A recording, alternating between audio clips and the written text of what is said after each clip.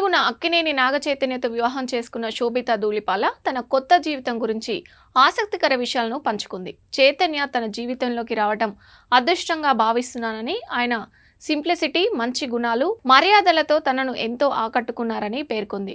ప్రేమలో ఆత్మీయత ఎక్కువగా ఉండాలనేది చైతు నుంచి నేర్చుకున్నానని చెప్పింది. ఆలయ సందర్శన తనకు ఎంతో ప్రశాంతతనిస్తుందని, చిన్ననాటి నుంచే భక్తి తన జీవితంలో భాగమైందని తెలిపింది. సమయం దొరికినప్పుడల్లా కూచిపూడి, భరతనాట్యం ప్రాక్టీస్ చేయడం ఇష్టమని, పుస్తకాలు చదవడం, కవిత్వం రాయడం తనకు ప్రత్యేకమైన సంతోషాన్ని ఇస్తాయని తెలిపింది.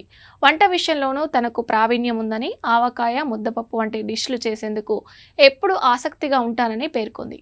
తొలి రోజుల్లో ఎదురైన తిరస్కరణల గురించి మాట్లాడుతూ, అందంగా లేనని, ఆకట్టుకునేలా లేనని మొహం మీదే చెప్పి రిజెక్ట్ చేశారని శోభిత వివరణ ఇచ్చింది.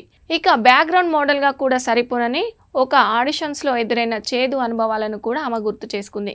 కానీ పట్టుదలతో అదే కంపెనీకి బ్రాండ్ అంబాసిడర్గా మారడంలో సంతోషం వ్యక్తం చేసింది.